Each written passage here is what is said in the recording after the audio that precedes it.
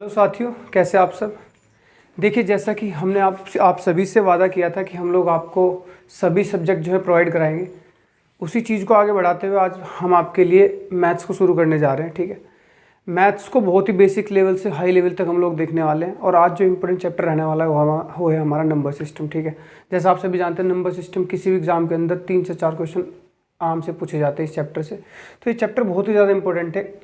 आप लोग जितना इस चैप्टर को अच्छी तरीके से कर लोगे, देखो आपका नंबर सिस्टम, सिंप्लीफिकेशन, इंडाइसिस और डेसिमल फ्रैक्शन, ये 4 चैप्टर ऐसे हैं जो बहुत ही ज़्यादा इंपॉर्टेंट है। किसी भी एग्जाम के अंदर इनसे 5 से 6 क्वेश्चन उठते हैं, मिनिमम 5 से 6 क्वेश्चन उठते हैं। और अगर आपका 25 नंबर का कोई है एग्जाम या 20 नंबर का है तो 5 से 6 क्वेश्चन मिनिमम उठेंगे, बाकी सब अदर चैप्टर से पूछे जाते हैं। ठीक है, तो आप लोग आज नंबर सिस्टम हेडिंग लगा दो और बहुत ही बेसिक से मैं आप लोगों को बताऊंगा ऐसी ऐसी बातें जो शायद आपने नहीं देखी होगी कभी, है ना। नंबर सिस्टम हेडिंग लगा दो आप लोग, जिसे हिंदी में क्या बोलते हैं, संख्या पद्धति, इसे बोलते हैं नंबर सिस्टम संख्या पद्धति। ठीक है, जैसा कि इसका नाम ही क्या है, संख्या पद्धति, संख्याओं की पद्धति। तो सबसे पहले हम लोगों को संख्याओं को ही जानना जरूरी है कि संख्याओं के अंदर क्या खास बात होती है ना। तो हम लोग संख्याओं को सबसे पहले देखना शुरू करेंगे। इसमें हटा देता हूँ। देखो, सबसे पहले हम लोग देखेंगे सम्मिश्र संख्याएं क्या होती है। सारी संख्याओं को हम क्या बोलते हैं, जब सारी ही संख्याएं, भाज्य अभाज्य, आपकी सम विषम, अपेक्षित अभाज्य, सापेक्ष अभाज्य, जितनी भी संख्या होती है, दशमलव, बाइनरी, सब मिला के उन्हें क्या बोला जाता है, सम्मिश्र संख्याएं, जिन्हें हम क्या बोलते हैं इंग्लिश में, कॉम्प्लेक्स नंबर्स। कॉम्प्लेक्स नंबर इन्हें हम बोलते हैं क्या, कॉम्प्लेक्स नंबर। ठीक है, तो सम्मिश्र संख्या हमेशा कितने प्रकार की होती है, 2 प्रकार की होती है। पहली होती है हमारी वास्तविक संख्याएं,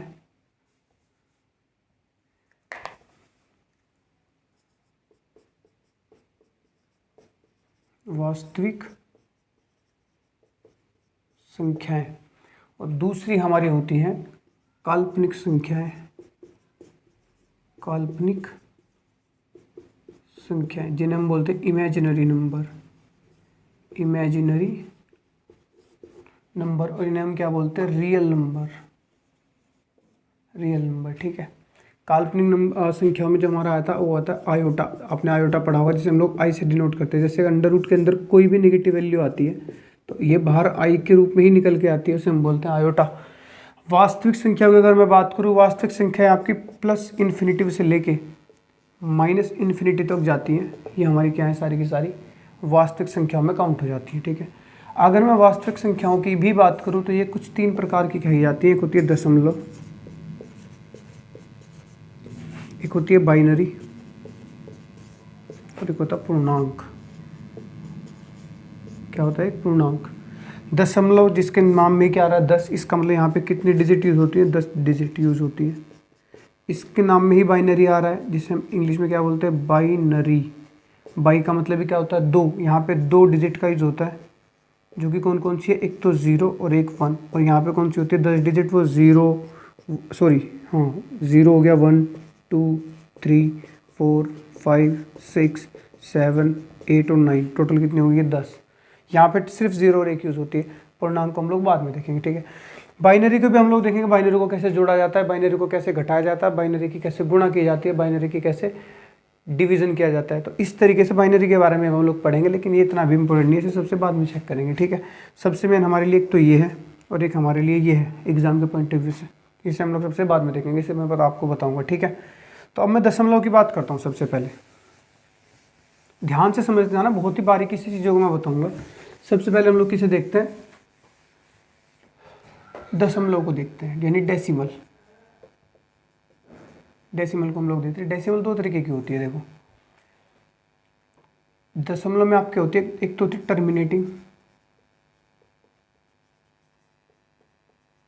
टर्मिनेटिंग, जिसे हम बोलते हैं शांत। ठीक है, या इसे बोलते हैं, हाँ, टर्मिनेटिंग इसे बोलते हैं, रिपीटिंग भी बोलते हैं इसे, रिपीटिंग। टर्मिनेटिंग और रिपीटिंग, रिपीटिंग का मतलब पुनरावृत्त, पुनरावृत्त, है ना। एक होती है नॉन टर्मिनेटिंग, नॉन टर्मिनेटिंग इसे बोलते हैं non repeating, non repeating,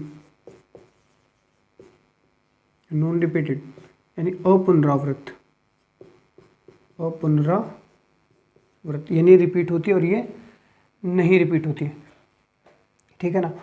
terminating मतलब जिसे आप लोग टर्मिनेट कर सकते हो, और नॉन टर्मिनेटिंग जिसे आप टर्मिनेट नहीं कर सकते, ठीक है।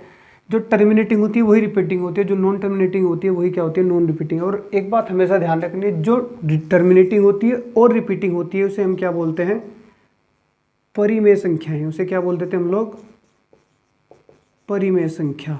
ध्यान रखना हमेशा, मोस्ट इंपोर्टेंट बात है। जो टर्मिनेटिंग होती है, रिपीटिंग होती है, इसे बोलते हैं परिमेय संख्या, जिसे इंग्लिश में क्या बोलते हैं हम लोग, यहाँ पे लिख देता हूँ जिसे, इसे बोलते हैं रैशनल नंबर, रैशनल नंबर। और जो नॉन टर्मिनेटिंग होती है, नॉन रिपीटिंग, टर्मिनेट का मतलब होता है हटाना, जिसे आप हटा नहीं सकते, वो क्या होती है, नॉन रिपीटिंग, वही होती है इर्रेशनल नंबर, इर्रेशनल नंबर। अब ये कैसे कैसे होती है वो देखते हैं ज़रा हम लोग। जैसे यहाँ पे 0.3 लिखा हुआ है, ये क्या है, दशमलव है, ठीक है। 0.3, 0.53 ये भी दशमलव है, 0.531, 531, 531 और ऐसे ऐसे चलता जा रहा है ये। तो आप देखोगे कि भाई यहाँ पे 0.3 के बाद क्या रिपीटिंग है, बिल्कुल रिपीटिंग है। 0.3 के बाद 0 0 0 0 0 0 रिपीट हो रहा होगा, बात क्लियर है। 53 के बाद का मतलब कि यहाँ पे 53 53 रिपीट हो रहा होगा, 53 53, फिर यहाँ पे 53 0 0 रिपीट हो रहा है, देखो है ना। 53 अगर आप लिख देते तो इसके बाद भी 0 0 रिपीट हो रहा है। यहाँ पे 531 531 531 रिपीट हो रहा है, तो रिपीटिंग है कि नहीं रिपीटिंग है। अब बोलोगे आप लोग सर रिपीटिंग तो है, आप इसे टर्मिनेटिंग की फॉर्म में बताओ, टर्मिनेटिंग कैसे है। तो आपको मैं बता सकता हूँ कि जब आपको 553 लिखा हुआ, या फिर ऐसे हो सकता है 0.41, या एक सेकंड रुको जरा, 0.41 41 41, ये 0.4444 और ऐसे चलता जा रहा है। तो आप देखोगे कि मैंने क्या लिख सकता हूँ, ये तो 0.3 ऐसे लिख सकता हूँ, 3/10 लिख सकता हूँ कि नहीं लिख सकता, पॉइंट हटाऊंगा नीचे 10। तो ये क्या p/q की फॉर्म नहीं है।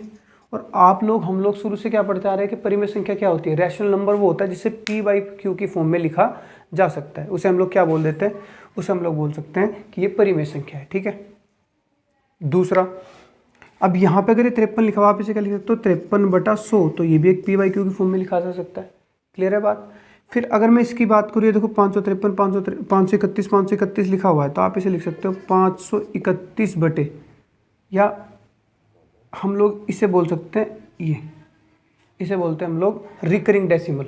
इसे क्या बोलते हैं हम लोग, रिकरिंग डेसिमल, ठीक है। कैसे, रिकरिंग डेसिमल का मतलब होता है जो कोई नंबर बार बार बार बार रिपीट हो रहा है, आप उसे एक बार हटा के उसके नीचे जो भी रिपीट हो रहा है, देखो 531 3 डिजिट है, ये क्या है, 3 डिजिट, 531 531 ये बार बार रिपीट हो रही है। तो आप लोग क्या कर सकते हो कि इन 3 डिजिट को जब आपने देखा रिपीट हो रही है, तो इनके जितने भी डिजिट के ऊपर बार आ रहा है, देखो कितने डिजिट के ऊपर 531 रिपीट है, तो इन सारों को हटा दो। ऐसे हटाने के बाद जब 531 रिपीट था उसे लिख लिया, और ये 3 अंक है तो तीनों के ऊपर क्या लगा दो, बार, जो रिपीट हो रहा है उतने के ऊपर ही बार लगा दो। फिर जब आप इसे हटाओगे तो ये होगा 531 बटे कितने अंकों के ऊपर बार है, 1 2 3, तो नीचे 3 9 आ जाएंगे।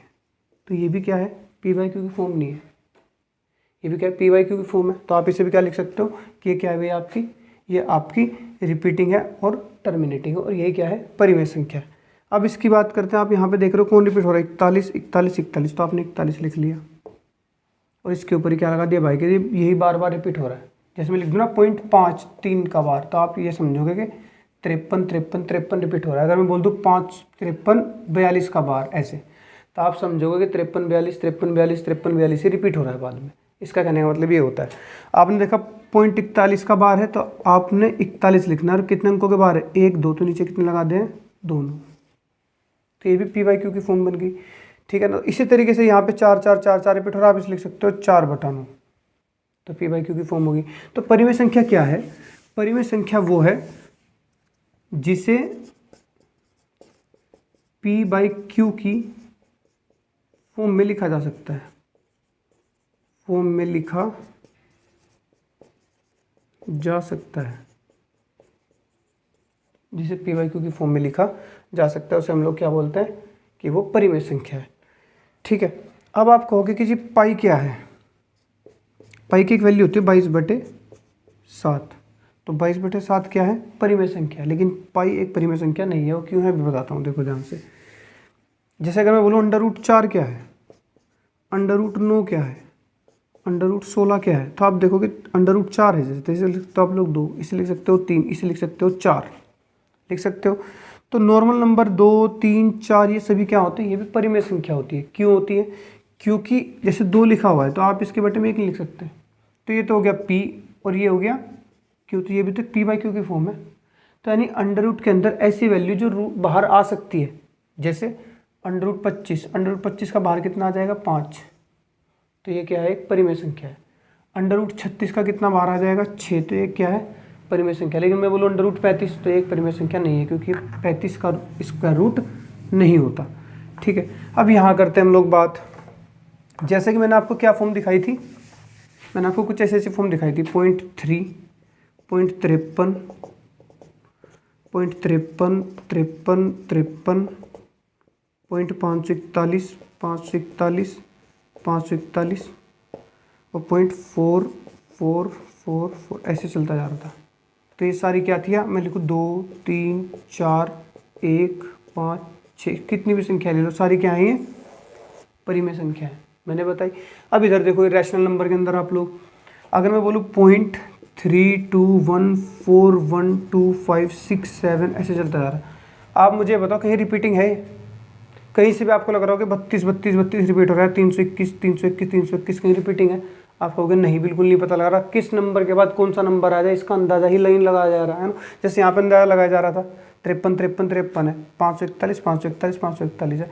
यहाँ पे कोई अंदाज़ा लग रहा है क्या कि कौन सा ऐसा नंबर है जो बार बार रिपीट हो रहा हो, तो आप देखोगे बिल्कुल नहीं पता चल पा रहा है। एक पैटर्न बन ही नहीं रहा है। यहाँ पे पैटर्न बना हुआ है 541 का, यहाँ पे 4 4 का बना हुआ है, यहाँ पे कोई पैटर्न पता नहीं लग रहा। तो कैसे पता चलेगा कितना लिखूँ नीचे। अरे अगर 0.53 लिखा हुआ था तो मैंने पॉइंट हटाया, नीचे 100 लिख दिया, खत्म हो गया मामला, क्योंकि 2 डिजिट थी, 2 लिख दिया नीचे। अब मुझे ये तो नहीं पता लगा ये कहाँ पे खत्म होगा, कितना लिखा हुआ है, तो नीचे कितना लिखूँ, इसका मतलब पी बाई क्यू की फॉर्म बनेगी ही नहीं। और जब पी बाई क्यू की फॉर्म नहीं बनेगी तो वो नंबर क्या कहलाएगा, आपका अपरिमेय कहलाएगा। तो ये सभी क्या है, अपरिमेय, यानी ये नंबर इधर का हिस्सा क्या है, सारा अपरिमेय होता है। तो ये संख्या क्या परिमेय संख्या है। ऐसे अगर मैं बोलूँ √24 नहीं बाहर आ सकता, √24, √23 नहीं बाहर आ सकता, √42 नहीं बाहर आ सकता, या फिर मैं बोलूँ √24 + 5 बिल्कुल नहीं, √24 - 5 बिल्कुल नहीं, √24 × 6 ये भी बिल्कुल नहीं। क्यों, अपरिमेय संख्या को किसी भी संख्या के साथ जोड़ोगे, चाहे वो परिमेय हो चाहे अपरिमेय, यानी अपरिमेय संख्या को अगर परिमेय संख्या के साथ भी जोड़ोगे ना तब भी वो अपरिमेय ही रहेगी। गुणा करोगे तब भी वो अपरिमेय ही रहेगी, घटाओगे तब भी वो अपरिमेय ही रहेगी, और अगर भाग मारोगे तब भी वो अपरिमेय ही रहेगी। ठीक है, ये ऐसा जहर है जो मिट नहीं सकता है, ध्यान रखना इस बात को। ठीक है, तो ये क्या हो गया आपका, सारी की सारी क्या है, अपरिमेय संख्या है। अब मैंने बोला था 22/7 अभी बोला था ना, तो पाई क्या होती है, अपरिमेय संख्या, क्योंकि पाई एक फिगर है, उसकी वैल्यू तो 22/7 हम जानते हैं, 22/7 और 3.14 ये दोनों तो परिमेय संख्या हैं, लेकिन पाई तो एक फिगर है, वो तो एक आकृति है, तो इसका कैसे पता चलेगा कि वो क्या है। तो इसका मतलब पाई क्या होगी, क्या परिमेय संख्या होगी, सीधी सी बात है। बहुत ही इंपॉर्टेंट बात है, ध्यान रखना, नोट कर लेना इस बात को, पाई क्या है, क्या परिमेय संख्या है, लेकिन पाई की वैल्यू एक परिमेय संख्या है। फिर दूसरी नोट करने वाली बात क्या है कि हर पूर्णांक क्या होता है, हर पूर्णांक एक परिमेय संख्या होता है। एक ऐसी संख्या जिसका स्क्वायर रूट नहीं हो सकता वो भी एक अपरिमेय संख्या है, बात ध्यान रहेगी। तो आगे बढ़ते हैं हम लोग। तो आप समझ गए होंगे कि यहाँ पे कैसे पता चलेगा कि परिमेय कौन सी है, अपरिमेय कौन सी है। ठीक है ना,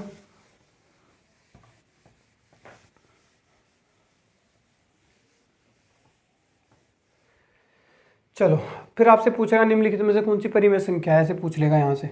ये दे देगा √25 पाई √23 या 0.53126519 ऐसे करके बोल देगा।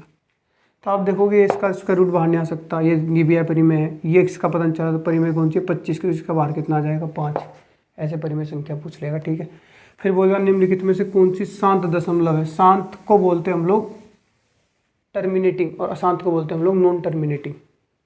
ध्यान रखना, शांत दशमलव पूछ लेगा कि शांत दशमलव कौन सी है, शांत दशमलव कौन सी है। जब मैंने अभी लिखा था ना आप लोगों को, अभी लिखा था मैंने टर्मिनेटिंग, वो यही होता है, शांत दशमलव टर्मिनेटिंग यही होता है। ठीक है, कैसे बोलेगा, 4 ऑप्शन देगा आपको, ऐसे देगा 7/40, ठीक है, 8/80, ये यहाँ पे दे देगा कुछ भी, 531/80 ये दे देगा, ठीक है, 872/120 ये दे देगा, 120 नहीं सॉरी, 8 7 15 और 3 18 120, ठीक है, ये दे देगा। फिर आपको बोल देगा 441/90, ये कि ये इनमें से कौन सी ऐसी, और एक और ये ऑप्शन दे देता हूँ आपको, एक दे देता हूँ आपको 441/81, ठीक है, ये हो गया। बोल देगा इनमें से कौन सी अशांत दशमलव, मैं अशांत बना देता हूँ, अशांत दशमलव। तो शांत दशमलव क्या होती है, ध्यान से सुनना मेरी बात। शांत दशमलव वह भिन्न है जिसके हर में, हर मतलब डिनोमिनेटर, जिसके हर में केवल 2 या 5 अथवा 2 व 5 का गुणज हो। ध्यान न केवल या इसके हर में या तो 2 हो अकेला, या अकेला 5 हो, या 2 और 5 का कोई गुणनफल हो, तो इसके अलावा कोई नहीं होना चाहिए। अब आप देखोगे यहाँ पे क्या है, 5 अठे, इसका हर चेक करो, 5 अठे 40 में 5 है, इसमें क्या है 2 2 2, तो आपने देखा 5 2 2 2, तो केवल 5 और 2 ही है, 5 और 2 के अलावा तो कोई फैक्टर नहीं है, इसका मतलब ये शांत दशमलव है। यहाँ पे आ जाते हैं, 80 को तोड़ते हैं, 5 दूनी 10 दूनी 20 चौक दूनी 40 दूनी 80, देखो 5 2 2 2 2 2, 5 और 2 के अलावा कोई फैक्टर तो नहीं है, इसका मतलब ये भी क्या है, शांत दशमलव है। अब आप इसे देखोगे, आपने देखा 4, या ऐसे लिख लो 5 दूनी 10 या 30 दूनी 60 दूनी 120। अब आप देखोगे कि 5 और 2 के अलावा कौन आ गया, 3 आ गया। आप बोलोगे अशांत दशमलव है, ये अशांत होगी जी, ये आंसर है। नहीं हो सकता है नीचे 3 आ रहा है और ऊपर भी 3 का फैक्टर बन जाए, ये 3 हटी जाएगा इसमें, देखो कैसे, ऊपर कौन लिखा हुआ है 573, इसे 3 से काटो, 3 एकम 3 27, 3 9 27, तो 3 एकम 3, देखो 3 नीचे से हट गया। अब फिर से कौन रह गया, 5 2 2 2 2, तो इसका मतलब भी क्या है, शांत दशमलव। ध्यान रखना, नीचे अगर आपने देख लिया कि हाँ 5 और 2 के अलावा कोई डिजिट आई है, तो आप तुरंत उसे लगा दोगे तो ये तो अशांत दशमलव है। ऐसा नहीं करना, देखना कहीं ऐसा तो नहीं है जो फालतू का है, 5 और 2 के अलावा जो डिजिट आई है वो डिजिट ऊपर वाले नंबर को काट के हट तो नहीं जा रही नीचे से, जैसे 3 नीचे था, ये हट गया काटती, तो ये क्या मानी जाएगी, शांत दशमलव मानी जाएगी। ठीक है, जैसे ये देखो आप लोग, नीचे क्या है, 3 3 9 5 45 दूनी 90, आपने देखा 5 और 2 के अलावा कौन आ रहा है, 3 और 3 आ गया अलग। लेकिन देखो जैसे तो सही, 9 से ऊपर कट जा रहा है, 9 चौक 36 और 9 में क्या सी लो, हट गया 3, नीचे फिर 5 और 2 ही रह गया, इसका मतलब ये क्या है, शांत दशमलव है। अब इसे देखो जरा आप लोग, 441/81 है, 81 लिख सकता हूँ मैं, 9 × 9, तो 9 से काटो इसे, 9 चौक 36 9 में 81, नीचे बचा 9, देखो अब 9 रह गया, 5 और 2 कोई सा भी नहीं आया, ना तो 5 आया ना 2 ही आया, तो ना 5 है ना 2 है, अब ये कटेगा ही, तो इसका मतलब ये क्या है, यही हमारा आंसर है, यही वो है जो अशांत दशमलव है। बस सिंपल सा कंसेप्ट है, अगर हर में 2 या 5 के अलावा कोई भी डिजिट आ गई और वो काटने के बाद नीचे से ना हट पाई, तो समझ जाना वो क्या अशांत दशमलव। ये क्वेश्चन एग्जाम में पूछा जा चुका है। ठीक है, ये ध्यान आपको यहाँ से रखना है। चलो आगे बढ़ते हैं हम लोग। तो यहाँ से हम लोग शांत दशमलव समझ गए, अशांत दशमलव समझ गए। ठीक है, अब आगे बढ़ते हैं। परिमेय अपरिमेय को मैं आगे भी डिफाइन करूँगा, आप फिलहाल ये समझो कि परिमेय होती क्या है और कौन सी अपरिमेय होती है, फिर परिमेय संख्या निकालना किसी के बीच में, वो भी हम लोग देखेंगे। अब हम लोग बात करते हैं सीधा पूर्णांकों की। तो पूर्णांक हमेशा 3 प्रकार के होते हैं। पहला होता है आपका धन पूर्णांक, पॉजिटिव पूर्णांक, ठीक है, फिर होती है आपकी 0, और एक होता है आपका नेगेटिव पूर्णांक। ठीक है, इंटीजर बोलते हैं इसे इंग्लिश में, क्या बोलते हैं, इंटीजर्स।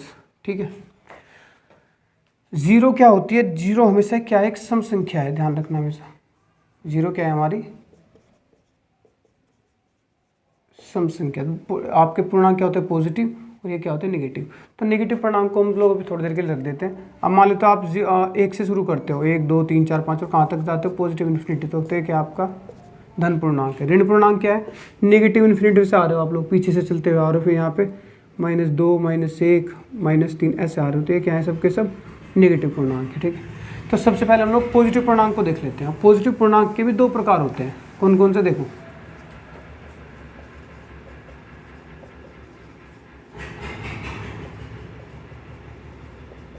पॉजिटिव पूर्णांक क्या है ये देख लेते हैं हम लोग। पॉजिटिव पूर्णांक दो तरीके के होते हैं। पहला होता है सम यानी इवन,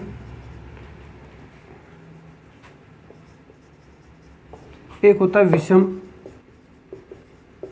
इसे बोलते हैं ओड, और बीच में एक आ जाते हैं जीरो। तो सम संख्या क्या है, जो दो से पूर्णतया विभाजित हो, जो दो से पूर्णतया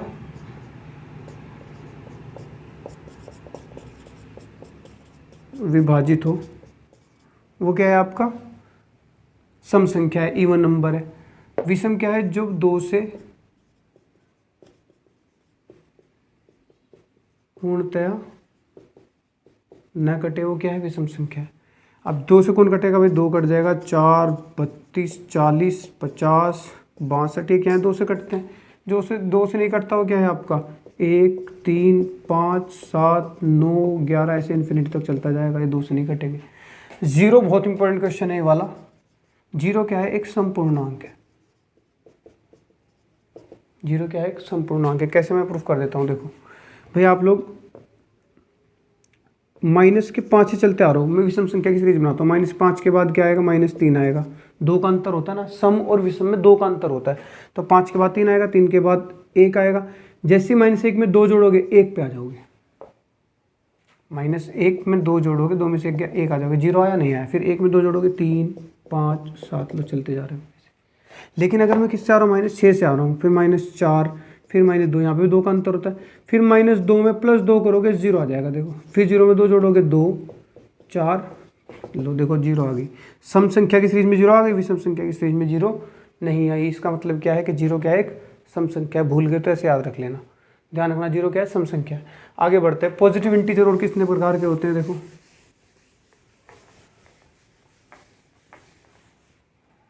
पॉजिटिव इंटीजर के दो और प्रकार होते हैं, जो है भाज्य संख्या, एक है अभाज्य संख्या, और एक होता है हमारा एक। भाज्य संख्या को हम क्या बोलते हैं, इसे हम लोग संयुक्त संख्या भी बोलते हैं। संयुक्त संख्या भी इसी का नाम है। दूसरा आपका कंपोजिट नंबर इसे कहते हैं। इंग्लिश में इसका नाम ध्यान रखना, इंग्लिश में भी डाल देते हैं, कंपोजिट इसे बोलते हैं। अब भाज्य संख्या का दूसरा नाम क्या है, अग्र संख्या। ये भी ध्यान रखना, मोस्ट इंपोर्टेंट बात है, अग्र संख्या क्या होती है। और इसे बोलते हैं हम लोग प्राइम नंबर, बहुत ही फेमस नंबर है।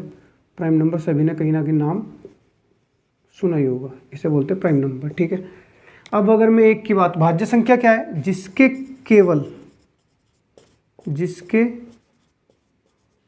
केवल दो फैक्टर हो। दो फैक्टर मतलब गुणनखंड, जिसके केवल दो फैक्टर हो, वो क्या है, सॉरी उल्टा हो गया, दो से ज़्यादा फैक्टर हो। जिसके दो से ज़्यादा फैक्टर हो,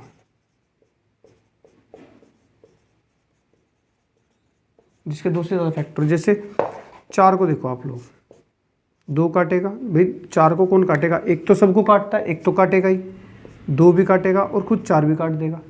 ऐसे आप लोग 6 को देखो, 6 को कौन कौन काटेगा, 1 भी काट देगा, 2 भी काट देगा, 3 भी काट देगा, खुद 6 भी काट देगा। ऐसे आप लोग 8 को देखो, 8 को कौन कौन काटेगा, 1 काट देगा, 2 काट देगा, 4 काट देगा, 8 भी काट देगा।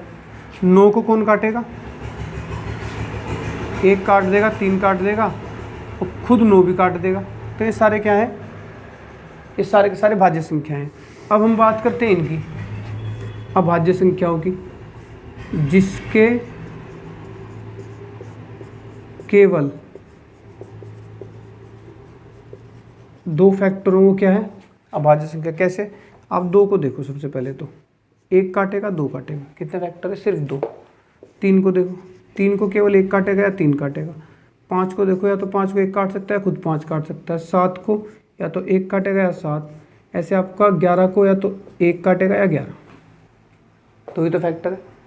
यहाँ से दो चीज़ें निकल के आई कि एक तो जो संयुक्त संख्या थी वो मैंने 4 से शुरू की थी, इसका मतलब सबसे छोटी भाज्य संख्या क्या है, 4। और यहाँ मैंने की है 2 से शुरू, 2 से पहला कोई है ही नहीं, तो सबसे छोटी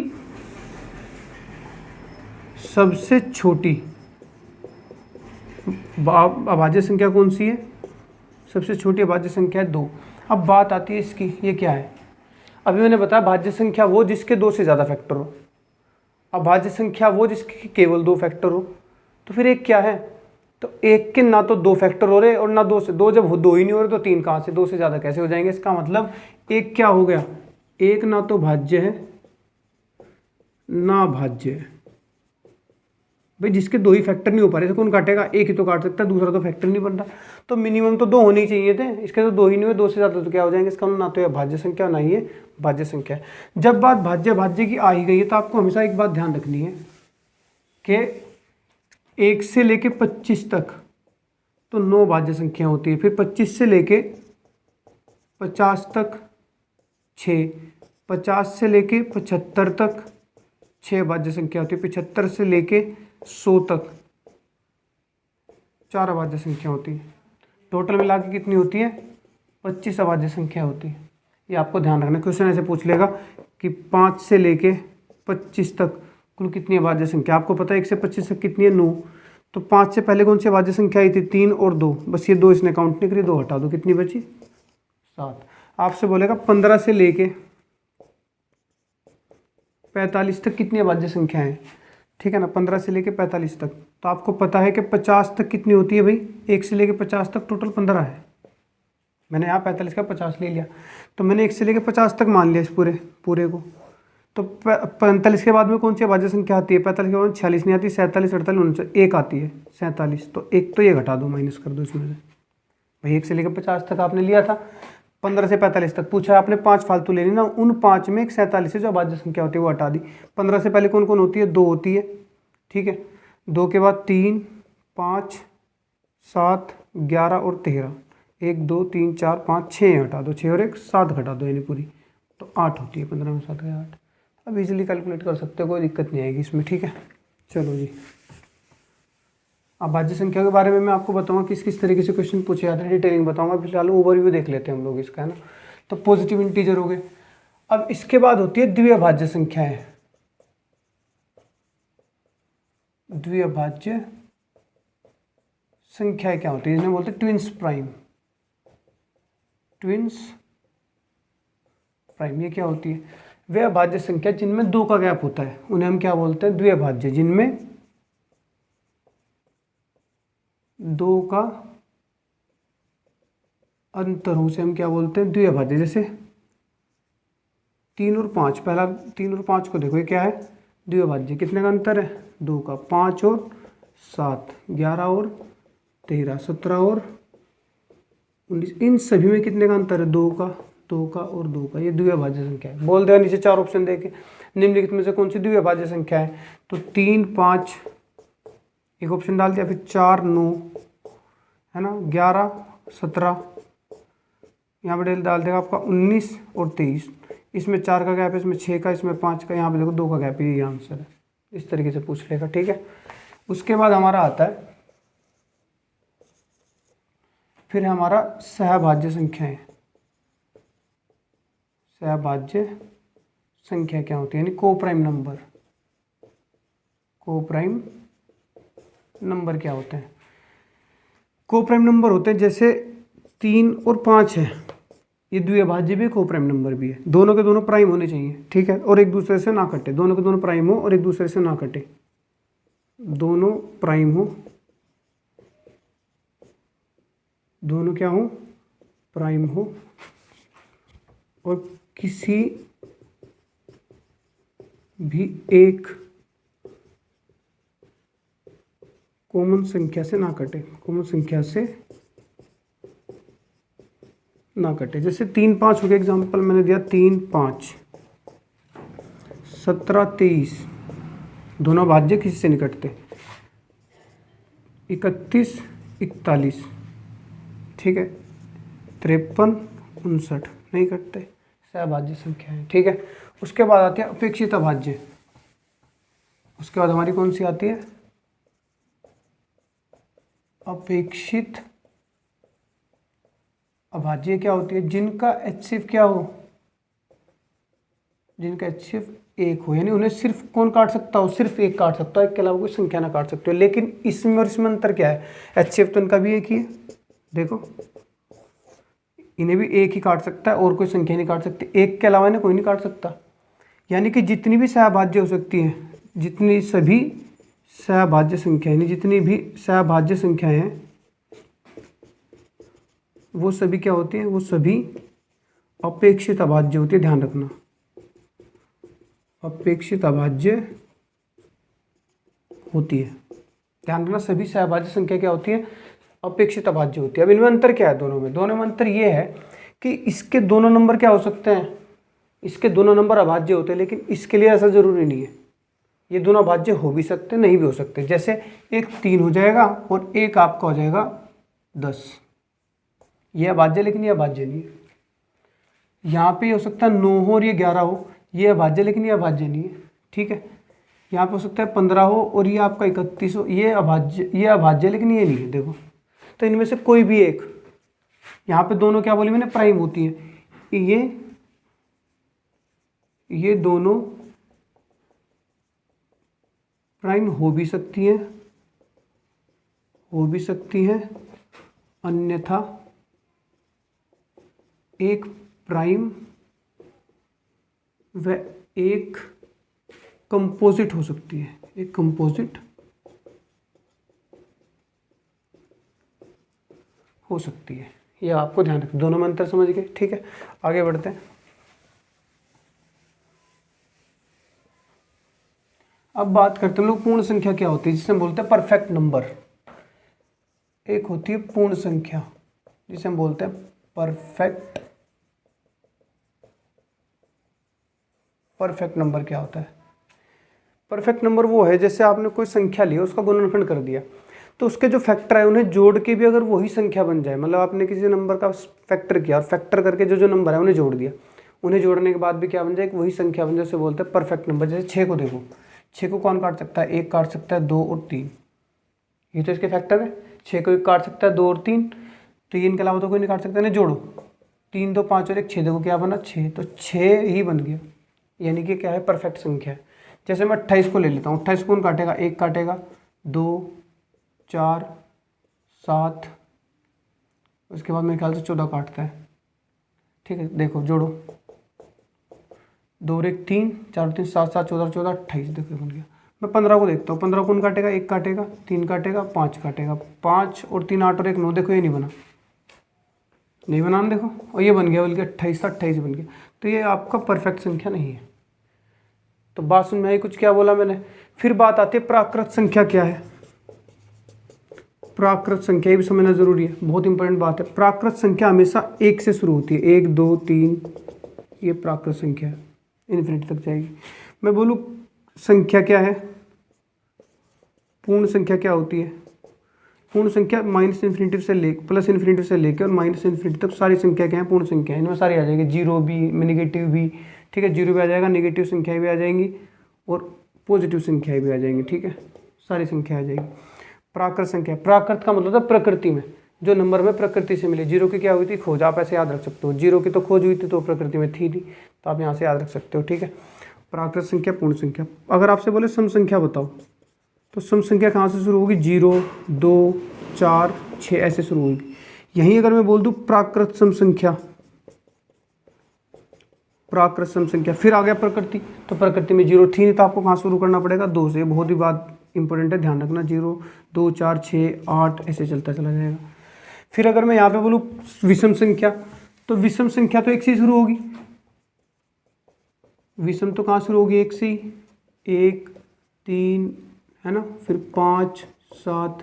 अगर मैं बोलूँ विषम प्राकृत, विषम प्राकृत, तो वो भी 1 से शुरू होगी, यहाँ पे कोई दिक्कत नहीं है। विषम प्राकृत और विषम में कोई अंतर नहीं, लेकिन हाँ सम प्राकृत और सम में बहुत बड़ा अंतर है। सम होगी 0 से शुरू होगी और सम प्राकृत होगी 2 से शुरू। आपको ये बातें यहाँ से ध्यान रखनी है, ठीक है। तो ये कुछ बातें थी जो मैंने आपको बताई नंबर्स के बारे में। सारी चीज़ें मैंने आपको बताया, परिमेय क्या होता है, परिमेय क्या होता है, सम क्या होता है, विषम क्या होता है, भाज्य अभाज्य क्या होता है, अपेक्षित अभाज्य क्या होता है, द्विअभाज्य क्या होता है, सहअभाज्य क्या होता है, दशमलव क्या होती है, बाइनरी क्या होती है, पूर्णांक क्या होते हैं। मैंने सारी चीज़ों को ही आपको डिफाइन कर दिया एक क्लास के अंदर ही। अब आगे के जो क्वेश्चन यहाँ से हमारा बेस तैयार हो जाता है, धीरे धीरे मैं यहाँ से लेवल को बढ़ाता चला जाऊँगा और अच्छे अच्छे क्वेश्चन को हम लोग देखते चले जाएंगे, ठीक है। बस आप लोग बने रहिए, मैथमेटिक्स में भी धूल उतार देंगे, टेंशन लेने की कोई ज़रूरत नहीं है। जितना बताऊँगा उतना कर लेना, बहुत काफ़ी होगा, ठीक है। चलिए मिलते हैं नेक्स्ट वीडियो में, तब तक के लिए धन्यवाद, है ना।